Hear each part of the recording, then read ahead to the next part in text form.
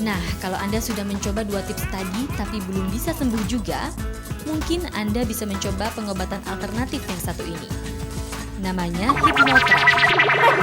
Udah Pak, capek gue. Gue capek. Udah dong, diem Miss. Diem. Selamat datang Tuan Putri. Selamat datang Tuan Putri. Gue capek. Capek. Udah dong, pegel nih. Pegel.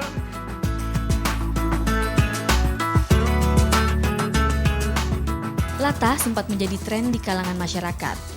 Padahal, latah bisa dikategorikan sebagai salah satu penyakit kejiwaan. Kalau dikageti, pengidap latah bisa bereaksi di luar kendalinya. Dari mengulangi apa yang dikatakan orang lain, mencontoh gerakan, sampai pengucapan kata-kata kotor yang tabu.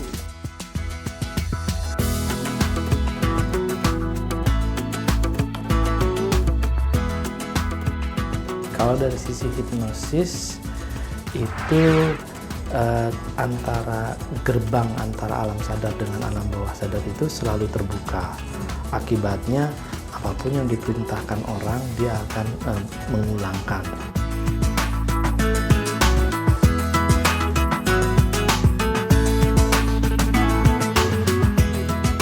Orang bilang kalau mau sembuh dari latah, pengidap biasanya harus menggigit lidahnya sendiri saat dikageti.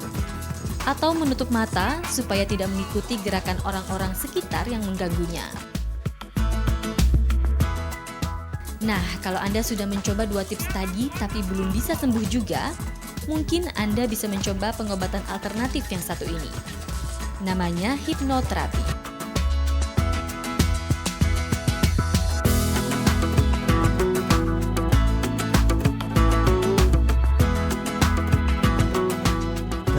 Cara penyembuhannya tadi prinsipnya adalah gerbangnya kita kunci dulu, tutup.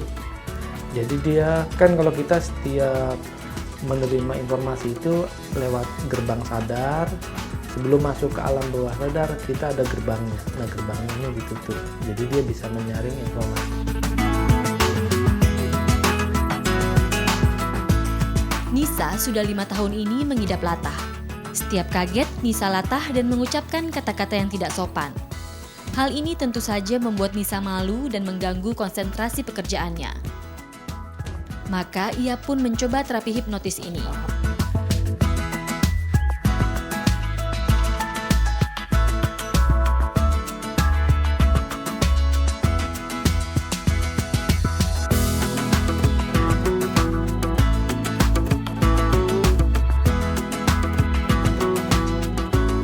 Ajak ke alam sadar, gitu, ke bawah alam sadar, yang pada akhirnya kita terinduksi oleh dia, gitu, oleh si Bapak Dr. Nurholis Majid, gitu, terinduksi dan memasukkan sugesti-sugesti yang pada saat ini aku tanam program itu, gitu, sugesti itu aku tanam. Jadi kebetulan tadi kan induksinya itu program itu kan begitu ada saat orang yang mengatakan saya dan saya mengingat suatu mimpi yang benar-benar saat ini fatal bagi saya, itu membuat saya lebih rileks, lebih santai.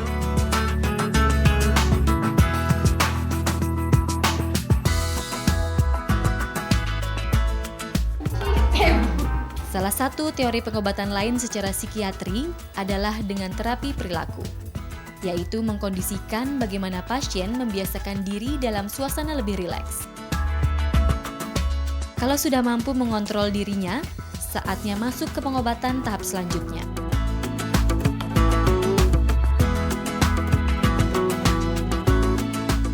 Dengan menggunakan metode yang sudah dimodifikasi, yaitu dengan metode cermin.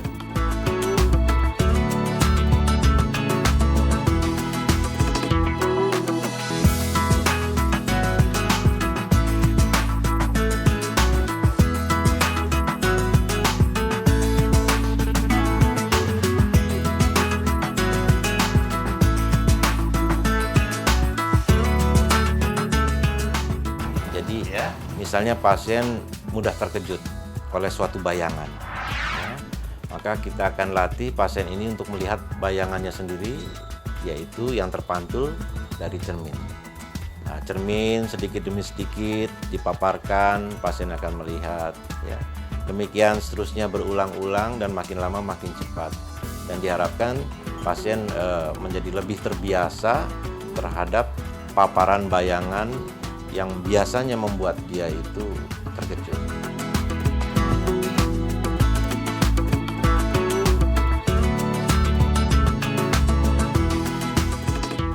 pasien ditangani dengan cara yang berbeda. Semua tergantung dari permasalahan latahnya. Pada kasus tertentu, biasanya pemberian obat pendukung juga sangat diperlukan.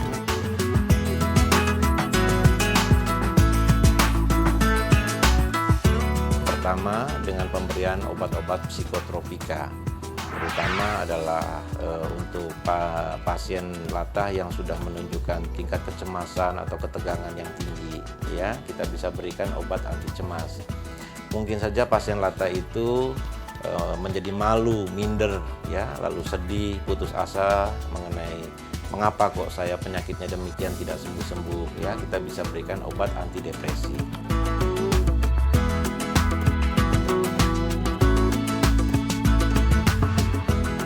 Dari keseluruhan pasien psikiatri, paling-paling yang datang untuk berobat karena latah jumlahnya hanya 3% saja. Padahal latah bisa membahayakan juga loh. Penderita latah itu mempunyai kecenderungan mudah membuka pintu gerbang alam bawah sadarnya, sehingga mudah dihipnosis dan digendam. Seandainya ada orang yang ingin memanipulasi, menanamkan program tertentu, maka pasien itu bisa saja melakukan perbuatan yang membahayakan dirinya atau orang lain.